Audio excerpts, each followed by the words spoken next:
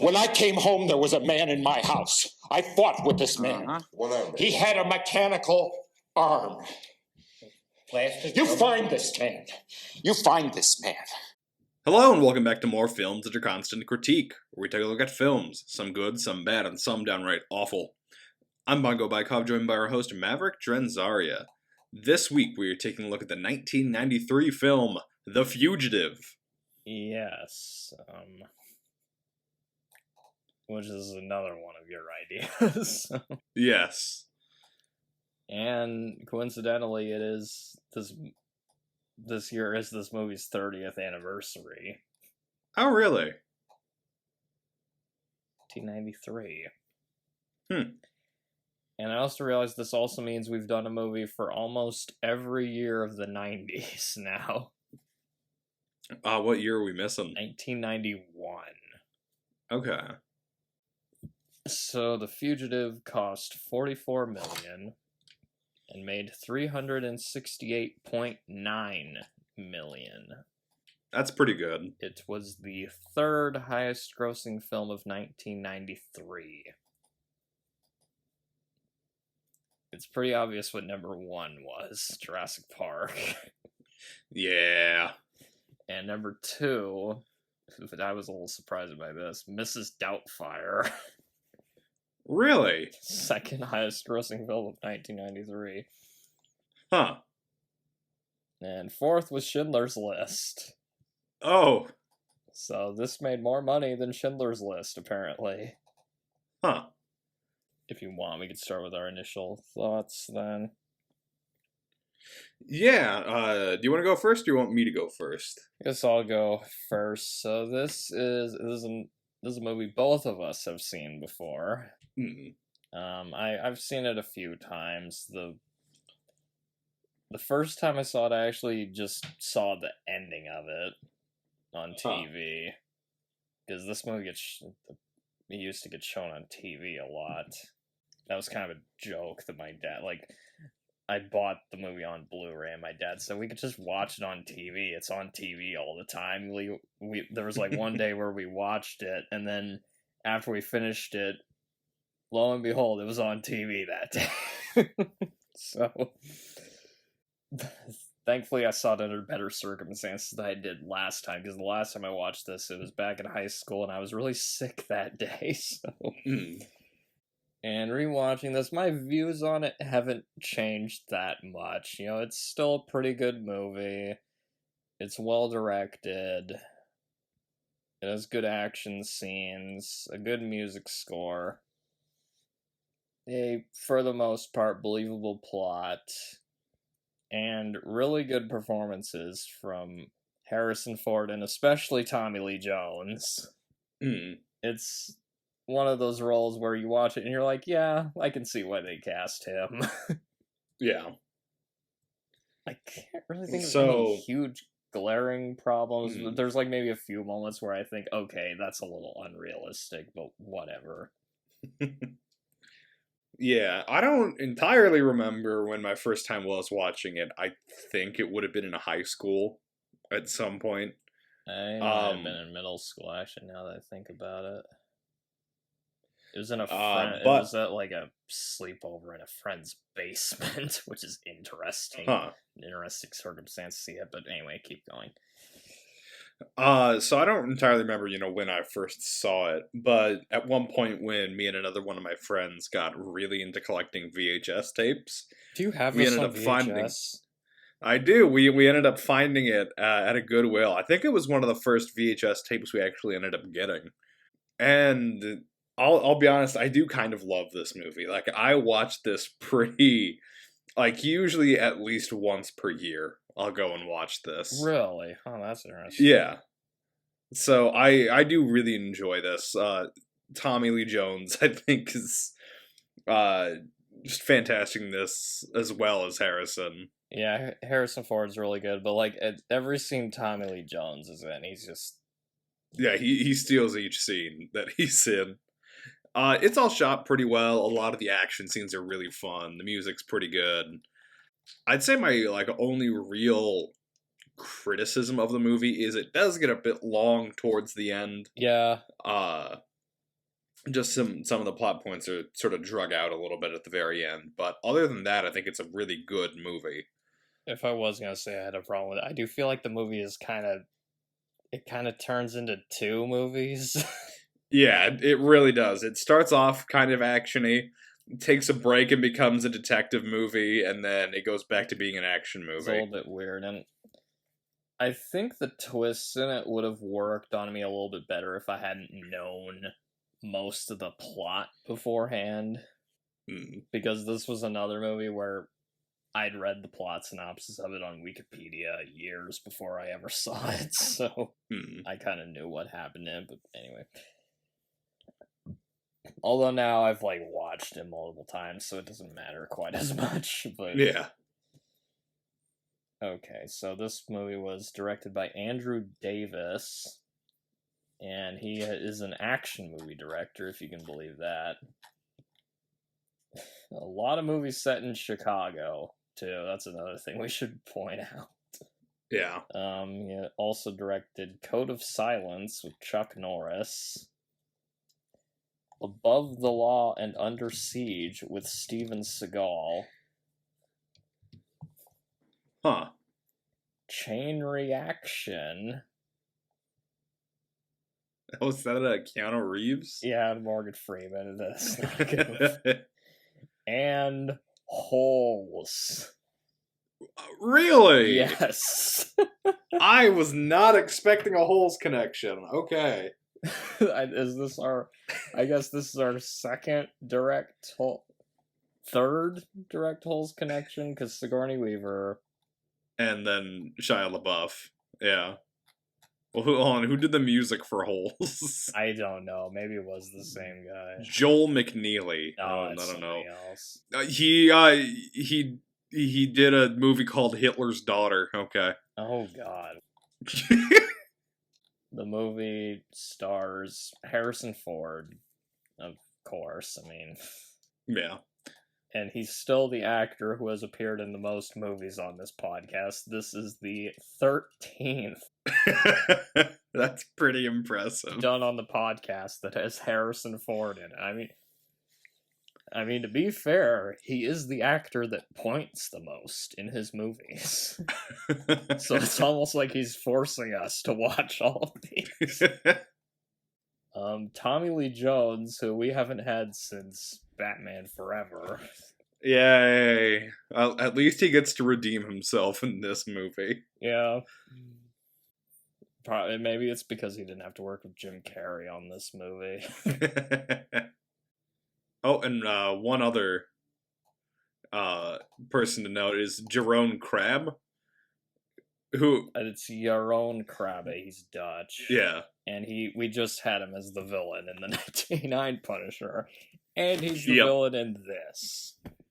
And if we do The Living Daylights, he's the villain in that, too. And then, one other member of the crew I'd like to point out is one of the writers. None other than Jeb Stewart. He also wrote Die Hard, among other things. Can you believe the Confederate war general wrote Die Hard? Oh, okay, now I get it. Okay, because I look up Jeb Stewart, the first thing that comes up is... Oh, Jesus Christ, yeah. He died in 1864, yet somehow he was able to write Die Hard and The Fugitive, among others. He was just really ahead of his time. He wrote screenplays before movies existed. I guess, yeah, how did he know what skyscrapers looked like? And helicopters. Julianne Moore is in this. Haven't had her on the podcast, but I always forget. I'm always like, oh yeah, Julianne Moore is in this. I forgot about that. Not for long, but she is in there. Before she was in The Lost World, Jurassic Park, and Hannibal, among other beloved sequels. And Lester Holt has a cameo as himself. Oh, that's right, he does. I didn't notice this until, I had to look up the scene again, because I was like, where was he? And I'm like, oh, it's, at the end, and he's there for, 2 seconds. That's, one line.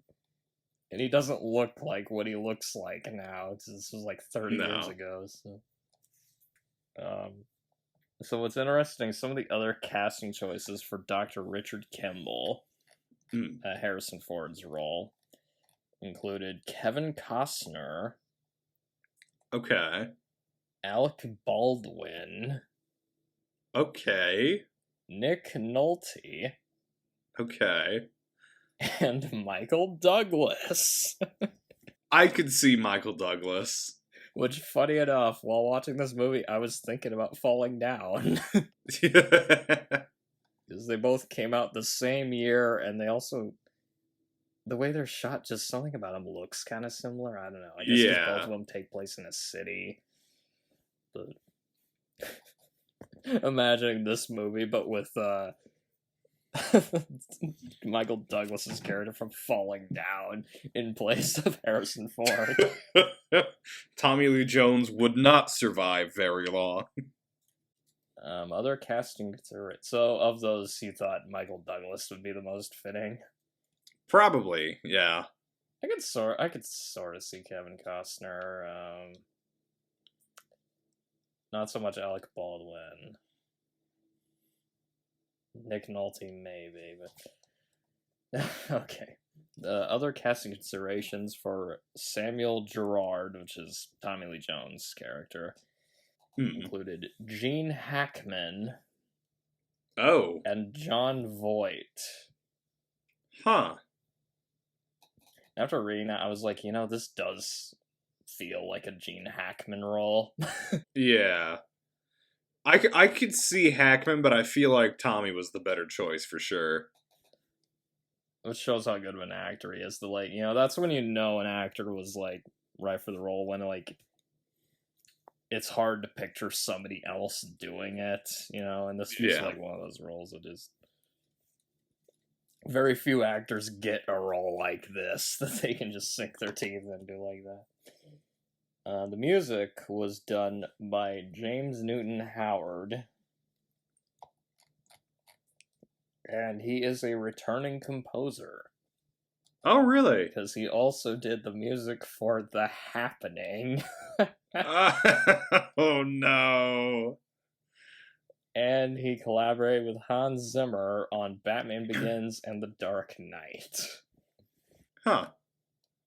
This movie was based on a TV show.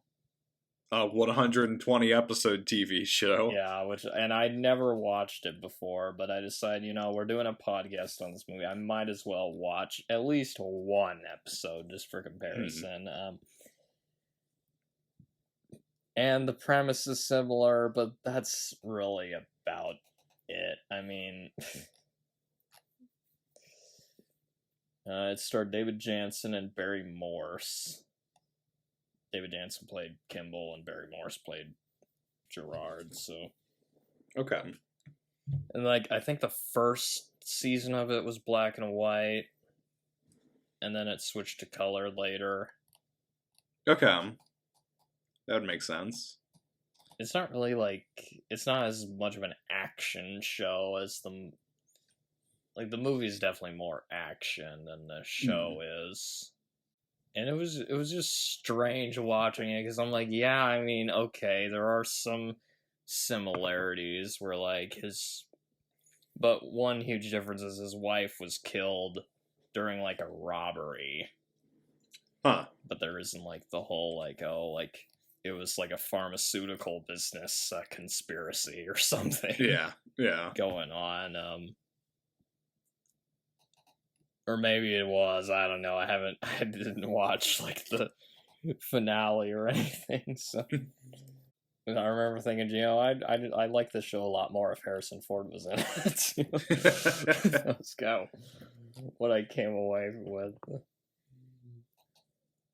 And then I know that they eventually made another TV series, sort of more based on the movie. This one I don't know much of anything about, but I looked at the cast and I was like, okay. I know Kiefer Sutherland is in it, I think as the Gerard character. Yeah, and Dennis from It's Always Sunny in Philadelphia is in it as well, apparently.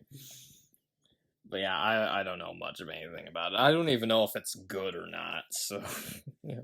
Wasn't it released on that weird streaming service like QB or whatever it was? There was like 5-minute episodes or something. I don't know.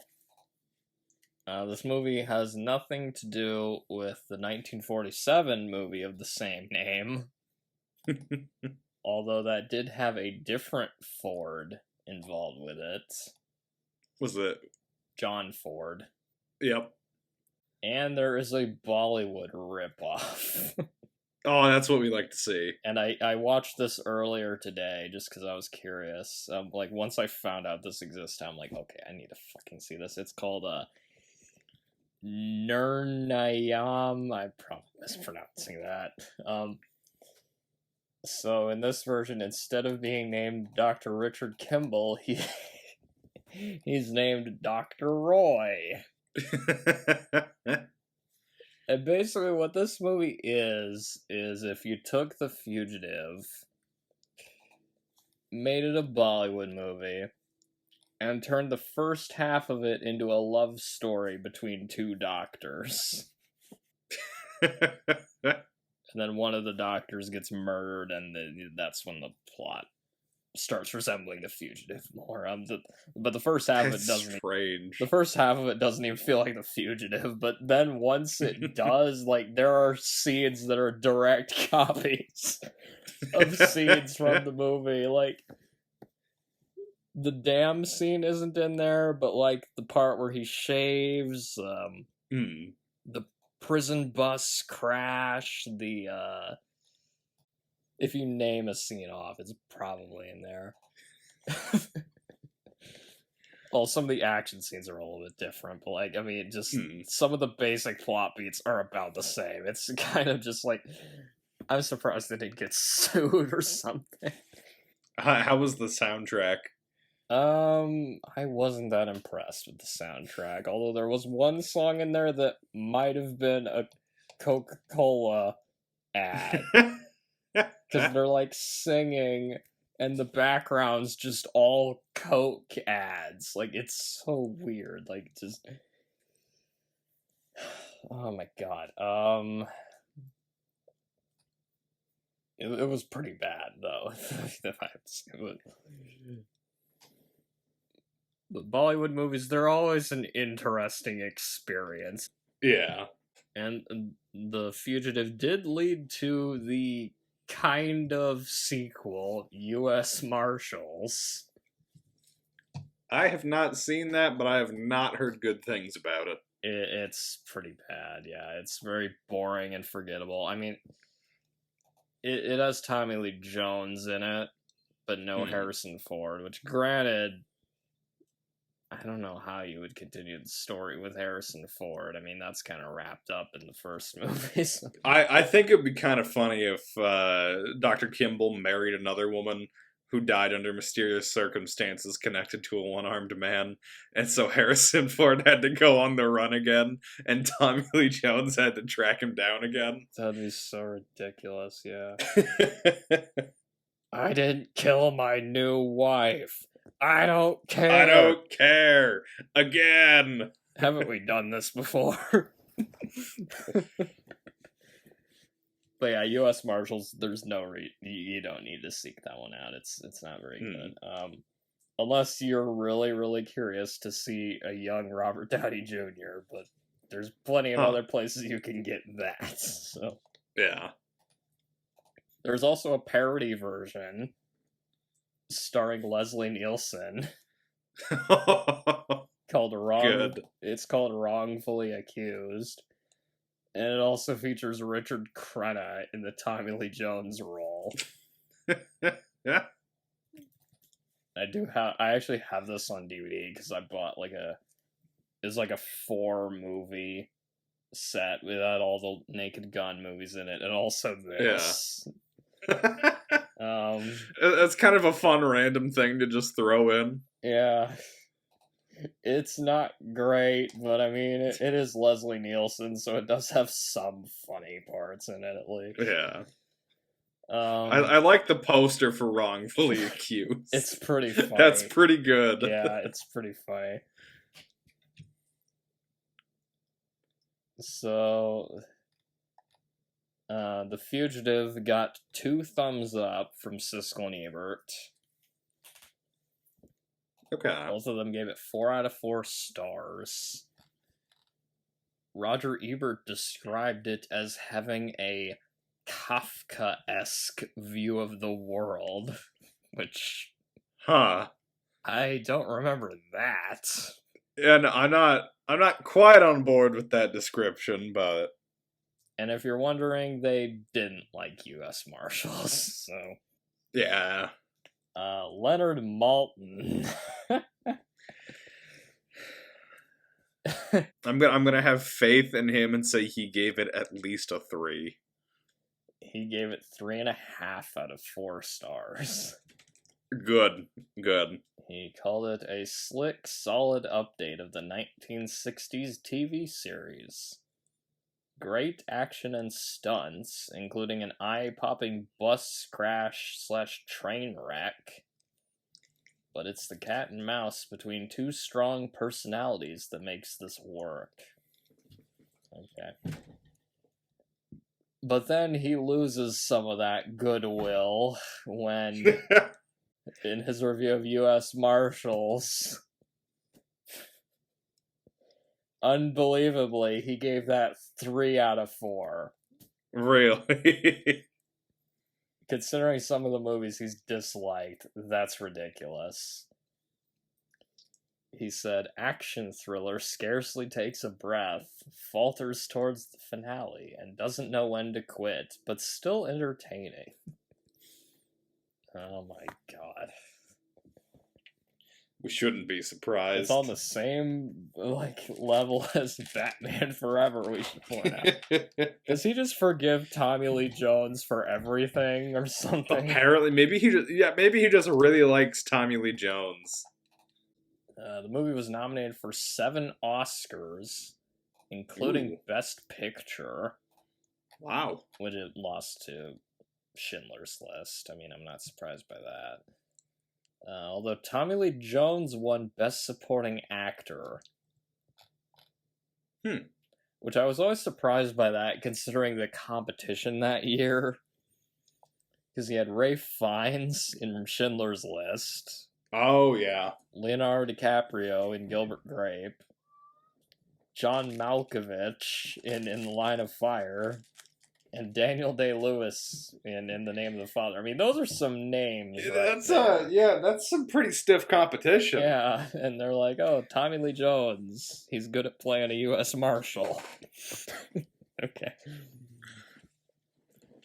so getting to the actual movie. The main plot of this one is that Dr. Harrison Ford is accused of murdering his wife, even though he didn't do it. He escapes on the way to prison and becomes a fugitive. Then they send the U.S. Marshals after him, led by Tommy Lee Jones. And meanwhile, he has to find the one-armed man that murdered his wife. So there you go. There's the basic plot. The basic plot, yeah. There's a little bit more to it than that. Yeah, in the end, he finds out it was all a big conspiracy because he spoke out against one doctor's revolutionary treatment that was going to hurt more people than it helped. I feel like we already talked about the movie. I mean, but yeah. So, I guess getting into pros, it generally is pretty realistic, I think. I mean, it doesn't really do too much that stretches credulity. Although I always felt like, okay, the waterfall jump is a bit like... It's definitely... It's technically not impossible to survive that because, yeah, basically Tommy Lee Jones and Harrison Ford are having a stare down on top of a dam, and Harrison jumps all the way down it. That's almost certainly going to kill you, but hold on, let's do some Googling. Will you die if you jump off of a dam? I mean, granted, he is a doctor, so if he did survive that, he would know how to, like, stitch himself back together afterwards, so... It's okay. It looks like it's technically possible depending on how much water is down there and how high up you are. Oh, hold on. There's a site called Physics Forums that has could Harrison Ford actually survive?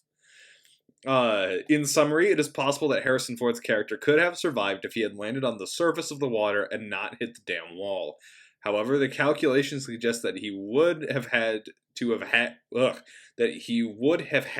have an impulse much higher than what is realistically possible to survive. So it's possible, but not likely that you could survive one of those. So you just I'd imagine they're trying to do like Indiana Jones. People would be like, "Oh my god, yeah, there's no ways." The part where they jump the raft out of the plane in Temple of Doom. I'm pretty sure that doesn't hold up to scrutiny, but whatever. The sitting in a refrigerator while a nuke goes off. Mm-hmm. Harrison Ford sure liked surviving the impossible. Or Harrison Ford's stunt double, at least. Vic Armstrong, I think, was the stunt double in the Indiana Jones movies. But speaking of Harrison Ford, he's pretty good in this movie. Yeah. It's he's very much a somber character. He actually starts off with a pretty nice beard. Yeah. I like his beard in this. And of course he shaves it off though, because he doesn't want to be recognized. But yeah, that was always something. That was one of the scenes I always remember about this movie is he's getting interrogated by the cops and he's got this beard. He's like yelling at him, "You find this man." And he really is giving it his all, especially in that sort of beginning when he's in the police station.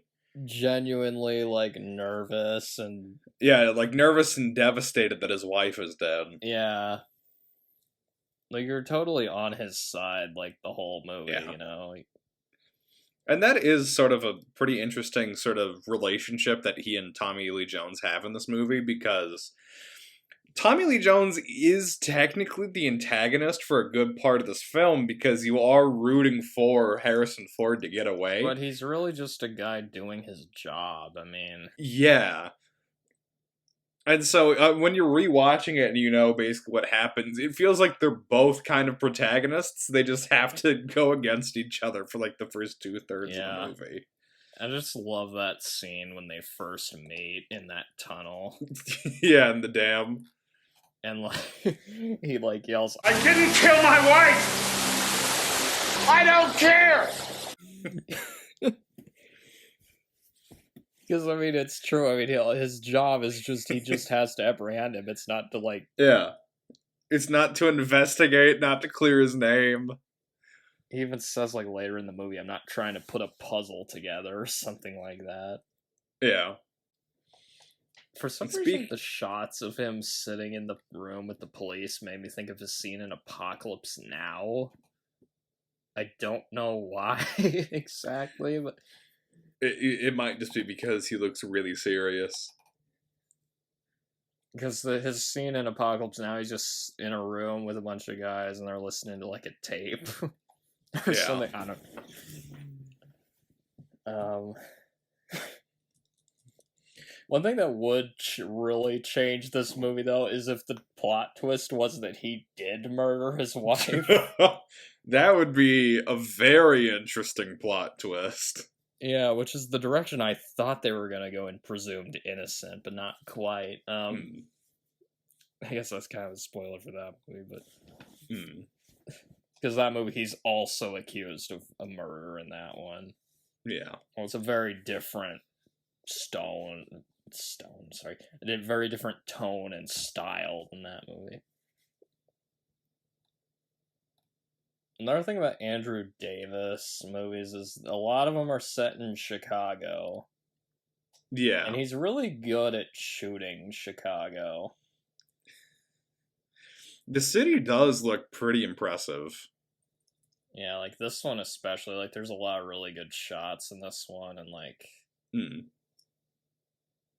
I assume they had to use like helicopters to get most of them, so and there are a lot of helicopters in this movie too.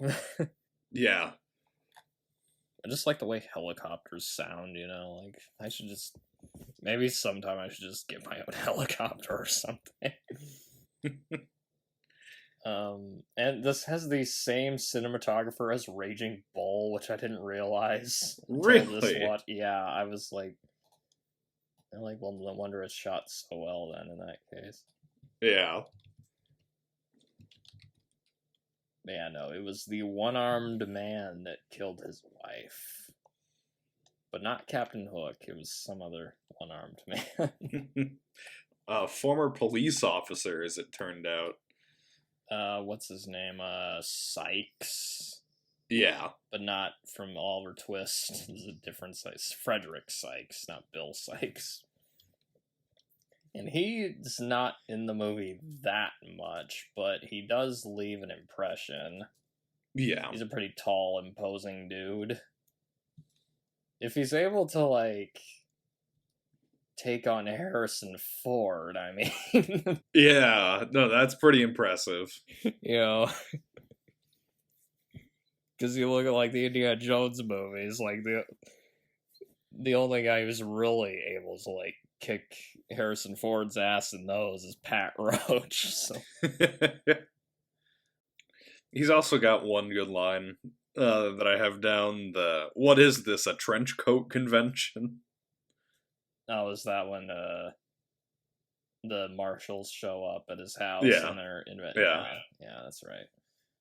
I was trying to look up what else he was in. I don't know if It doesn't look like he's in a lot, because I thought I took a look earlier as well, but I didn't really recognize... 'cause I thought I recognized it for something. Maybe it was... Oh, he is in Star Trek The Next Generation. That might have been it.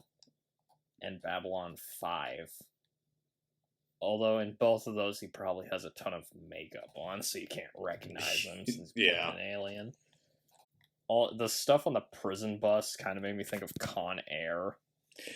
A little bit, especially with how they were planning on breaking out by having one dude fake a seizure and stab one of the cops. Yeah. That does kind of feel like Con Air.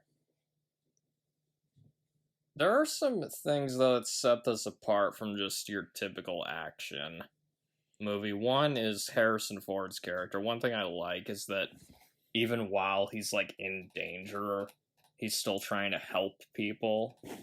Yeah. Because he, like, shows up at that hospital and he basically saves a kid's life.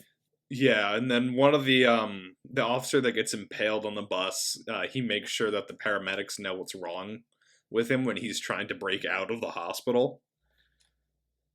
Yeah. They're like, how did he know that just from looking at his neck or something like that? Yeah. And it also, like, makes him more sympathetic, too, because he could just be selfishly, like, trying to guard his own life, but no, he's actually trying to help save other people's lives, even while his is on the line, so... And that is something that even sort of takes Tommy Lee Jones off of his back a little bit, because everyone starts talking, why would he come back to Chicago and start going into hospitals when he's a wanted fugitive? Yeah, he's a doctor. He's trying to do his job, you know? And he's also trying to solve a murder, too, because it seems like nobody else will do it for him. And another thing is that the cops aren't useless for once. Yeah, well, at least the cops that are part of the U.S. Marshals. Yeah, like... The cops on the prison bus were pretty useless. Yeah, those guys were. But, like, the ones that are actually driving the story forward, they're actually, like... You know, this is a novelty on our podcast. Usually the cops are, like, idiots in the movies. Yeah. We've done. You know. But, like, here, they're usually just this close to, like, catching him, but he just gets away. Usually they get him, like, almost within arm's reach, but he just barely manages to escape. Yeah. Do you think if these guys chased Rambo, they would have caught him?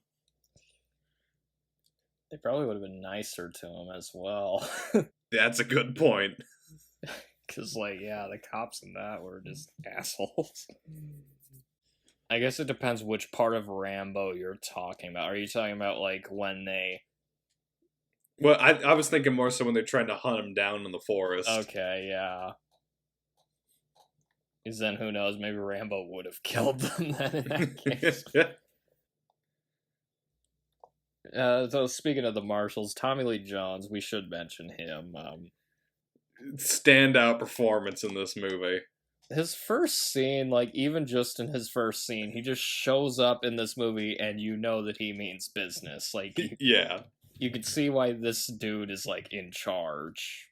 And so it's kind of like, it sort of reminded me of when Trotman shows up. Yeah. First Blood, speaking of Rambo.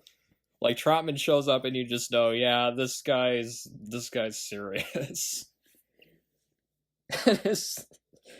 When he's telling them to go after Kimble, his monologue that he gets there, he's like... It's so good. What I want out of each and every one of you is a hard target search of every gas station, residence, warehouse, farmhouse, hen house, outhouse, or doghouse in that area. I also like the part when he's trying to talk to the cop that survived the bus crash. And the cop's like, no, they must have all died in there. And he pulls out, the leg irons that Harrison Ford got out of. He's like, oh, wow, gee whiz, looky here. We're always fascinated when we find leg irons with no legs in them. Yeah. And then he asks if he wants him to change his bullshit story. Yeah, just while watching this movie... I think this is when I finally realized why Tommy Lee Jones won the Oscar for this. It's because they gave his character all the best lines. Like, yeah. He gets all the best lines in the movie. Like when Harrison Ford goes down and, they're, looking for him in the tunnels and stuff, and he, went down in, a vent or something. Yeah. Tommy Lee Jones, kicks up the... and says, we gotta go for. And I don't remember exactly when this happened in the movie, but when he's talking to one of the people under him, he's like, we're gonna send you a bunch of cops, make sure they turn that place inside out. And don't let them give you any shit about your ponytail. Yeah. Because there's a guy with a ponytail, yep, I remember that. Or when Harrison Ford jumps off the dam, he says he did. Tommy Lee Jones says, I did a Peter Pan right here off of this dam, right here. My dad got home while I was watching this, and he said that he should have said, "Who's this guy think he is? Indiana Jones?" during that part. That's really what they should have just been putting up wanted signs that said he looks like Harrison Ford. I mean, that would have made... They would have found him faster. Exactly, yeah.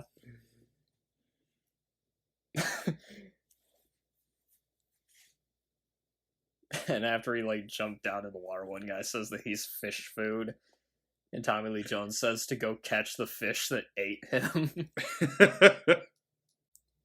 Harrison Ford also dyes his hair black at one point.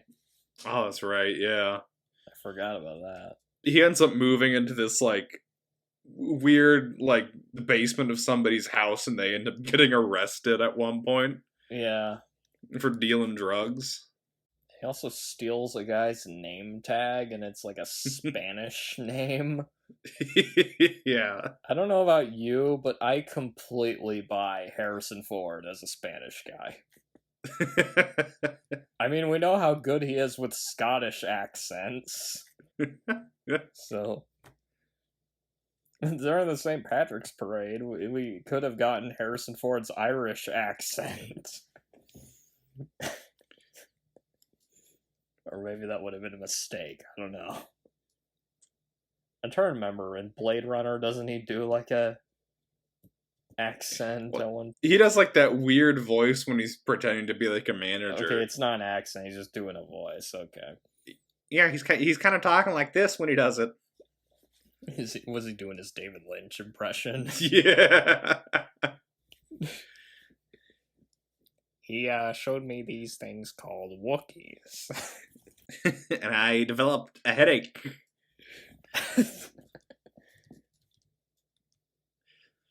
The scene where he's trying to find the one-armed man, and he finds out there's this one-armed guy in the prison Yeah. near there. That part. He like And requests to see him. It's completely the wrong guy. Yeah, it's the wrong guy, and it's The prisoner's like, well, you got me down here. Don't you at least want to talk to me? and no, he just leaves. I'm like thinking he could have at least talked to him for a little bit. I mean, that guy clearly doesn't get much that guy clearly doesn't socialize much around there. Like, Jesus Yeah.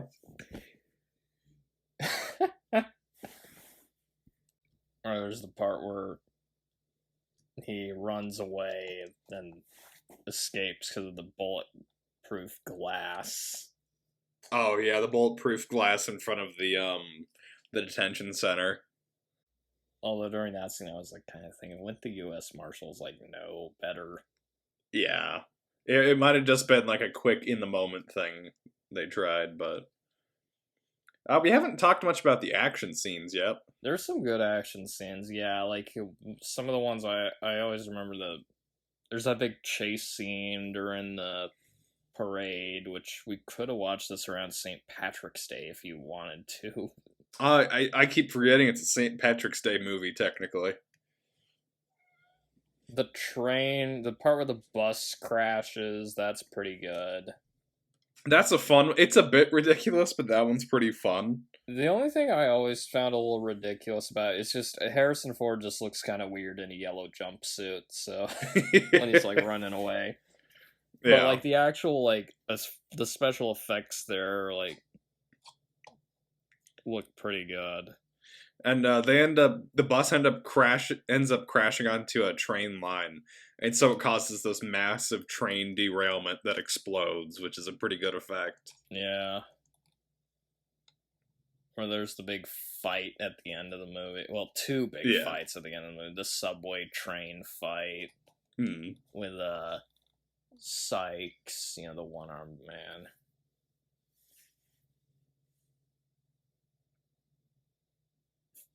And he's like, I like after he beats him up, and Harrison Ford says, "Missed your stop." And I like how he just handcuffs his one arm to a pole. Yeah, that was pretty good. He could just take the arm off then in that case. What other action scenes were there in the movie? So there was that one at the end where they're fighting Nichols. That one was kind of ridiculous because they end up that one just sort of devolves into just being an action movie. Because they're up on the roof at one point. That part made me think of Die Hard. And then they crash through a skyline at one point. They're up on a skyscraper and there's helicopters everywhere, so it looks like Die Hard. And then they crash and fall into an elevator, and then they end up in a laundry room, so they're fighting there. It's just so weird. It gets very ridiculous. That part was fast. kind of was taking me out of the movie just because I was going, okay, so this guy's a doctor, and now he's just turning more and more into just Harrison Ford action man. Exactly. As this movie's progressing, he could just be the same character from Air Force One or Jack Ryan, from Patriot Games or Clear and Present Danger or something like that. Is that why they want Alec Baldwin to be in this? But anyway, that could be. He was Jack Ryan in Hunt for October. that they get pretty bloodied up too during that fight scene. Yeah, and both of them do. Euron Krabbe and oh, we should talk about Euron Krabbe a little bit. He's the sort of twist villain of the movie. Yeah, because he's kind of set up as another doctor. He's like a colleague of Kimble's, and he's and he even gives Kimble some money when he ends up coming up to him in his car. Yeah. And so, you wouldn't think that it turns out he was behind the whole thing, but... I mean, how many other options do you have in this movie? Yeah. Really? it was just some random one-armed dude that wanted to kill his wife for some reason. Wouldn't it be great if it turned out it was Gerard all along? I was watching a video, and they said that was one of the original script ideas. Really? But they dropped it because that doesn't make any fucking sense. No, it doesn't. It would have been funny, though, but, like, it just wouldn't have made any sense. But basically, it turns out there's, like, some corruption going on with the pharmaceutical companies. I never fully understood exactly what... So they, like... There were these, like, fake liver samples that they had. Yeah, and so he was trying to fake the results so that he could get his drug out to the market. And then just make money. Okay. Yeah, that part's not super... They don't go into a lot of depth with that until you get to the end. I think my problem with that is it kind of just comes out of nowhere. Yeah, I think maybe if the beginning There's instead not of... much setup for that plot line, so it just always feels a little bit just rushed in there. Yeah, I feel like at the beginning, if instead of a party, it was just like some sort of conference where he was trying to show off the results and they could at least introduce this plot line before it really... before they try to use it as a twist reveal would be nice, but... Although, I will say, Yaron Krabbe, he's still... He has a pretty good performance as the villain. He's not as, goofy as he was in the Punisher, movie that we just did. But it kind of feels like a similar character, though, in some ways. He's just this guy who wears, like, a suit and, like, sits around in board meetings. He kind of seems like that type of villain. Yeah. And I love the scene. I love the scene when Harrison Ford shows up and just crashes his keynote speech. To show everyone why he's wrong. He's like just like saying like, "Yo, you switched the samples." Like, You changed the samples, didn't you, huh? You switched the samples after Lentz died. basically just exposing him in front of like just all these like rich people or something. I don't know. But it's just fun. It's such a Harrison Ford moment too. Yeah. Because then he's like going, Ladies and gentlemen, my friend Richard Kimble doesn't feel well, obviously.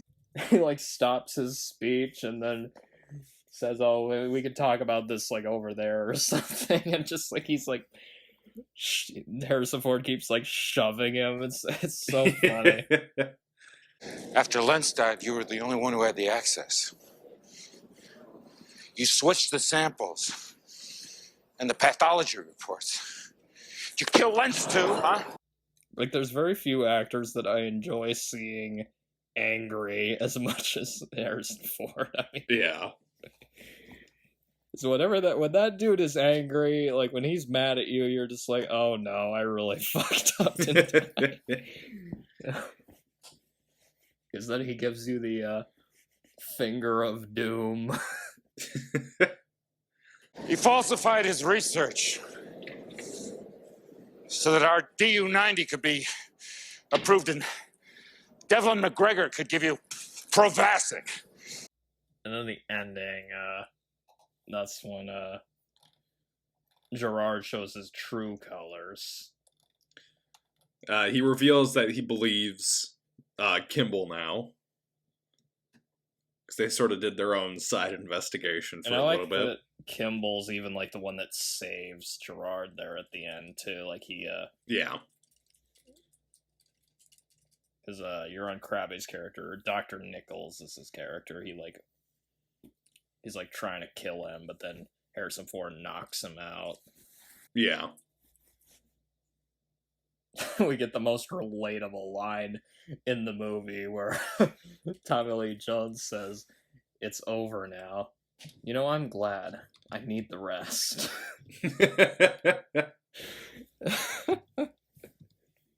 And he like takes him to a car and takes Kimble's handcuffs off. Mm. And Kimble says, "I thought you didn't care." And then Tommy Lee Jones, Gerard says, I don't. I don't. I like the little callback to The tunnel scene. I think it flows pretty well too. Like the editing, there weren't really any like scenes that made me go, "Oh, what the hell is that doing there?" Yeah. Well, aside from like the part where Tommy Lee Jones, like, I don't know if you remember this scene, the part where they're like stopping like a home invasion or something. Oh, so they were hunting down the other guy that escaped from the bus. Okay. That and felt so they're a little bit out of place, but aside from that, Yeah. I forgot that scene was even in this movie. Like, I didn't even remember that scene. Like, it really is its own scene, which is kind of weird because it sort of happens and then it's not really needed for anything. It's not really brought up ever again. it's a really little just strange. there to establish with Tommy Lee Jones that he doesn't bargain. Yeah, That's really why it's there. I don't bargain. Yep.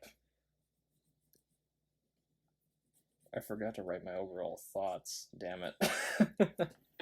Oh, and then one last thing. When Harrison Ford jumps off of the dam, it's pretty obvious just a fake doll that It's they a threw dummy, down there. yeah.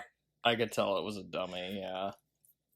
Like that's probably like the most jarring thing in my opinion, is just seeing this flailing doll. I've seen worse though. Like some of the Roger Moore Bond movies have some pretty bad dummy, like View to a Kill.